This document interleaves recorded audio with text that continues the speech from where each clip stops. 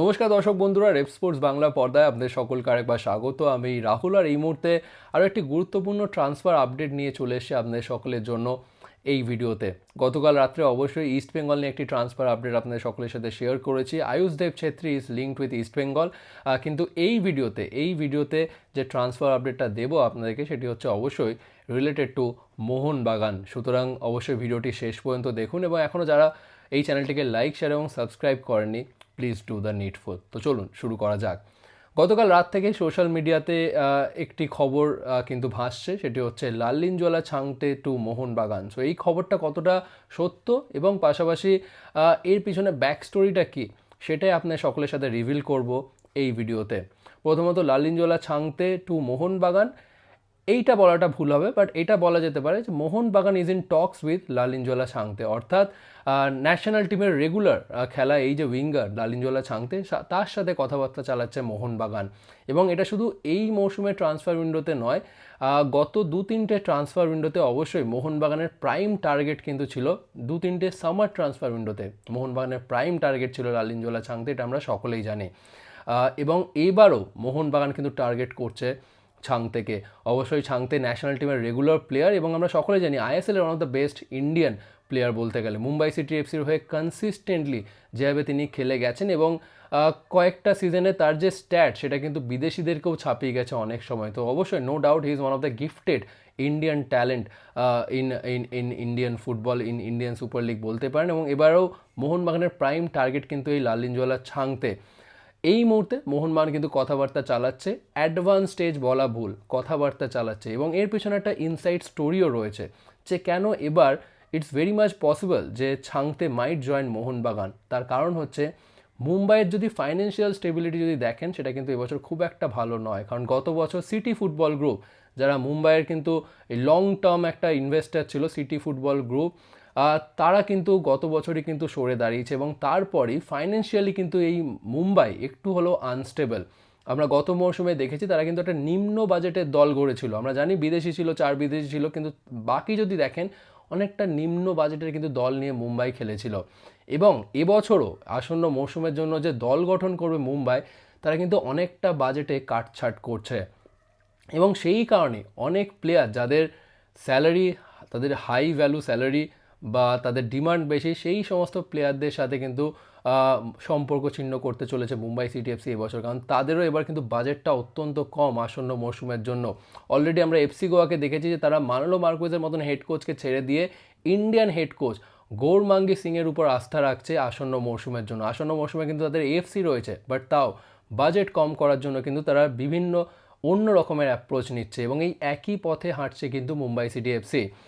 Peter ক্র্যাটচি, যিনি মুম্বাইয়ের head coach ছিলেন, তিনি কিন্তু কন্টিনিউ করছে না মুম্বাইয়ের সাথে, এমনটাই খবর এই মুহূর্তে। পাশাপাশি বিক্রম প্রতাপ সিং, তিনিও খুব সম্ভবত এবার মুম্বাই ছাড়তে চলেছেন। কারণটা হচ্ছে এই একই, এই সমস্ত প্লেয়ারদের হাই স্যালারি, হাই ডিমান্ড, সুতরাং এদেরকে ছেটে ফেলতে চাইছে হচ্ছে মুম্বাই সিটি এফসি, যাতে একটা নিম্ন বাজেটের দল করা যায় আসন্ন মৌসুমের জন্য। এবং এই একই কারণের জন্য এই লালিনজোয়ালা ছাংতের ডিলটা মোস্ট লাইকলি হয়ে যেতে পারে মোহনবাগানের জন্য। এই মুহূর্তে কথাবার্তা চলছে ঠিকই, ছাংতের 2027 অবধি মুম্বাইয়ের সাথে কন্ট্রাক্ট রয়েছে।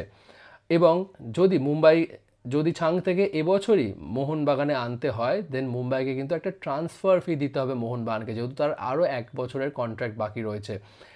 এবং অবশ্যই ছাংতেও চায় মোহনবাগানে এসে খেলতে, কিন্তু এই ট্রান্সফার ফি নিয়েই কিন্তু নেগোসিয়েশনটা চলছে। অবশ্যই মুম্বাই একটা, যদিও আমার কাছে অনেস্টলি বলছি, আমার কাছে ইনফরমেশন নেই এই মুহূর্তে যে কত টাকা ট্রান্সফার ফি ডিমান্ড করছে মুম্বাই, বাট অবশ্যই মুম্বাই একটা ভালো টাকা কিন্তু ট্রান্সফার ফি ডিমান্ড করবে। কারণ ফার্স্ট অফ অল ছাংতের মতন একজন রিলায়েবল ভার্সেটাইল একজন টপ ইন্ডিয়ান উইঙ্গার, এবং পাশাপাশি যেহেতু তার আরও 1 বছরের কন্ট্রাক্ট বাকি রয়েছে, তো মুম্বাই অবশ্যই তারা চাইবে যে এই ডিলটা থেকে তারা লাভবান হতে। এবার মোহনবাগানের দিক থেকে অবশ্যই তারা কিন্তু নেগোসিয়েশন চালাবে, এবং সব কিছু ঠিকঠাক যদি যায়, দেন আসন্ন মরশুমে মোহনবাগানের সবুজ বেরুন জার্সিতে খেলতে দেখা যেতে পারে লালিনজোয়ালা ছাংতেকে। পাশাপাশি আর কয়েকটা টুকরো আপডেট দিয়ে, ছোট্ট টুকরো আপডেট। অবশ্যই মোহনবাগানের মনভীর সিং এবং অনিরুদ্ধ থাপা, তারা কিন্তু কোথাও ছেড়ে যাচ্ছে না, তারা মোহনবাগানেই থাকছে আসন্ন মৌসুমের জন্য। তাদের কন্ট্রাক্ট রয়েছে মোহনবাগানের সাথে, এবং তারা অন্যান্য ক্লাবে যদি যেতেও চায়, তাদের যে ট্রান্সফার ফিটা ডিমান্ড করে মোহনবাগান, সেটা হয়তো দেওয়ার মতন জায়গায় নেই বাকি ক্লাবেরা। এবং সেই কারণে বোথ অনিরুদ্ধ থাপা এবং মনভীর সিং তারা কিন্তু মোহনবাগানেই থাকছে, তাদের এক্সিস্টিং যে কন্ট্রাক্ট রয়েছে according to that they are staying at Mohun Bagan. But হ্যাঁ, উইদাউট এনি ডাউট আসন্ন মরশুমে গেম টাইমের একটা চ্যালেঞ্জ কিন্তু ফেস করতে হতে পারে অনিরুদ্ধ থাপা বা মনভীর সিংকে। স্পেশালি মাঝ মাঠে সমীর জেলকোভিচকে যে নেওয়া হয়েছে, এতদিন যে মোহনবাগান গত 2 বছর ইন্ডিয়ান মিডফিল্ড নিয়ে খেলতো, এবার কিন্তু সেটা হবে না। এবার আপুইয়ার পাশে সমীর জেলকোভিচকে খেলতে দেখা যেতে পারে এবং সেই ক্ষেত্রে এই অনিরুদ্ধ থাপাকে কিন্তু একটু গেম টাইম নিয়ে চ্যালেঞ্জ ফেস করতে হতে পারে এবং সিমিলারলি মনভীর সিংয়ের জন্য তাই।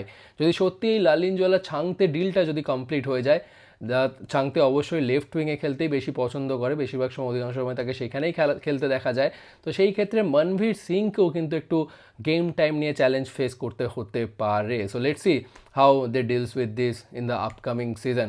পাশাপাশি ডুরান্ড কাপের উদ্বোধনী ম্যাচ 25শে জুলাই এবং উদ্বোধনী ম্যাচেই রাখা হয়েছে কলকাতা ডার্বি, যেটা নিয়ে দুই প্রধান ইস্টবেঙ্গল এবং মোহনবাগান কিন্তু একটু ক্ষিপ্ত। কারণ এখনও পর্যন্ত এআইএফএফ থেকে কিন্তু ক্ল্যারিটি মেলেনি যে আইএসএল ঠিক কবে থেকে শুরু হবে এবং আইএসএল এর যে রাইটটা, অর্থাৎ ক্লাব লেড মডেলের জন্য যে রাইটটা তুলে দেওয়ার কথা এআইএফএফ এর ক্লাবদের হাতে, সেই প্রসেসটাও কিন্তু এখনও সম্পন্ন হয়নি, যেখানে ক্লাবেরা কিন্তু আসন্ন মৌসুমের জন্য প্রস্তুতি কিন্তু শুরু করতে পারছেন না। খুব সম্ভবত এই সপ্তাহের মধ্যেই সেই রাইটটা তুলে দেওয়ার কথা। এবং বিদেশি নিয়েও যে ক্ল্যারিটি, যে এক্স্যাক্টলি কটা বিদেশি এবার সই করাতে পারবে ক্লাবেরা, অর্থাৎ যে 3+1 যে ওসিআইপিও যে রুলটা নিয়ে যে প্রপোজালটা এসেছিল, সেটা নিয়েও কিন্তু এখনও পর্যন্ত কোনো ক্ল্যারিটি আসেনি যে এটা এই বছর থেকে ইন্ট্রোডিউস করা হবে নাকি পরের মৌসুম থেকে ইন্ট্রোডিউস করা হবে। সুতরাং ক্লাবরা কিন্তু একটা ডাউটের মধ্যে রয়েছে এবং সেই কারণে দুই প্রধান একটু ক্ষিপ্ত যে ডুরান্ড কাপের প্রথম ম্যাচেই কেনই ডার্বি রাখা হলো, কারণ এখনও তো তারা প্রস্তুতি শুরু করতে পারেনি আসন্ন মৌসুমের জন্য। প্রস্তুতি শুরু করা তো পরের কথা, তারা কোচের সাথে কোচ ফাইনালাইজ করে রাখলো, কোচের নাম এখন অ্যানাউন্সমেন্ট করতে পারেনি। মোহনবাগানের দিক থেকে দেখতে গেলে হয়তো তাদের বিদেশি কোটা পূরণ হয়ে গেছে, কিন্তু ইস্টবেঙ্গলের বিদেশি কোটা কিন্তু এখনও পূরণ হয়নি। সুতরাং একটু আনসেটেল হয়েই যদি ডুরান্ড ডার্বি সত্যিই হয় 25শে জুলাই, অ্যাজ অফ নাও যা খবর যে Durand will stick to it dates, যদি তাই হয় দেন অবশ্যই একটু আনসেটেল হয়েই আসন্ন কলকাতা ডার্বিতে খেলতে নামবে দুই প্রধান ইস্টবেঙ্গল এবং মোহনবাগান। তো আপনাদের কি মতামত অবশ্যই জানান কমেন্ট সেকশনে, এবং এরকম আরও অনেক ট্রান্সফার আপডেটের জন্য অবশ্যই চোখ রাখুন রেড স্পোর্টস বাংলা পর্দা। এখানে শেষ করছি এই ভিডিও, আবার আপনাদের সকলের সাথে দেখা হচ্ছে পরবর্তী ভিডিওতে।